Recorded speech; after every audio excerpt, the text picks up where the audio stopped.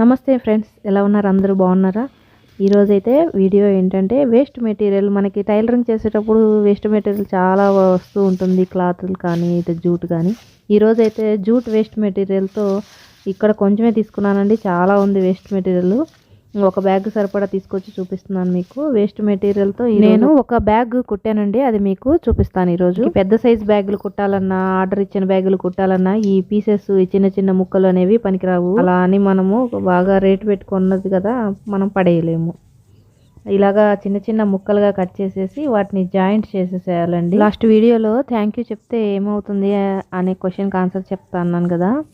Thank you అనేది చెప్పుకోవటం వలన మనకే జరుగుతుందండి. థ్యాంక్ యూ అనేది మనం ఎన్ని థ్యాంక్ యూలు చెప్తే మనకి అంతగా డబుల్ థ్యాంక్ యూలు మనకు వచ్చేస్తాయి. యూనివర్స్కి మనము నమ్మకంతో మనం చేసే పని, ప్రతి పని మొదలు పెట్టేటప్పుడు జరిగిపోయినట్లుగా థ్యాంక్ యూ చెప్పుకోవాలి. మనం జీవం ఉన్నా లేకపోయినా ప్రతి వస్తువు పట్ల కూడా మనము థ్యాంక్ యూ చెప్పుకోవాలండి. ఈ జూట్ పీసెస్ ముక్కలుగా జాయిన్ చేశాక పైన సైడ్స్ కూడా నేను బ్లాక్ అనేది బార్డర్ లాగా వేశాను. శ్వాస మీద ధ్యాస ఎందుకు అని అడిగారు ఒకళ్ళు. శ్వాస మీద ధ్యాస ఎందుకంటే ప్రతిరోజు మనము లేవంగానే బ్రష్ చేసుకొని పళ్ళు క్లీన్ చేసుకుంటాం కదా, అలాగే మన మైండ్లో ఉన్న చెత్త ఆలోచనలు, ఏ రోజు ఆలోచనలు ఆ రోజు తొలగించుకోవటానికి ప్రతిరోజు శ్వాస మీద ధ్యాస అనేది తప్పనిసరిగా చేయాలి. మేము ఢిల్లీలో ఉన్నప్పుడు ఒకసారి ఏమైందంటే, హైదరాబాద్లో ఉన్న ఇంట్లో గీజర్ అనేది పాడైపోయిందండి. గీజర్ పనిచేయట్లేదు అని ఫోన్ కాల్ వచ్చింది పిల్లల దగ్గర నుంచి.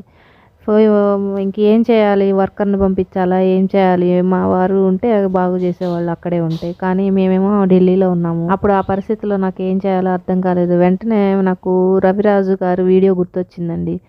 రవిరాజు గారు బండి సగం దూరంలో ఆగిపోతే ఒక పాయింట్ వరకు వెళ్ళేదాకా పెట్రోల్ లేకుండానే నడిపించారు శక్తితో, ధ్యాన శక్తితో అన్నది విన్నాను. సరే చూద్దామని నేను అప్పుడు నమ్మాను. నమ్మకంతో కూర్చొని అక్కడ ఢిల్లీ నుంచి నేను ఇక్కడ గీజర్తో థ్యాంక్ యూ గీజర్, నువ్వు బాగా పనిచేస్తున్నావు, I love you so much geyser, నువ్వు బాగా పనిచేస్తున్నావు, మంచి వేడి నీళ్ళు ఇస్తున్నావు, థ్యాంక్ యూ అని నేను గ్రాటిట్యూడ్ తెలుపుతా ధ్యానంలో కూర్చున్నానండి ఒక 1 అవర్.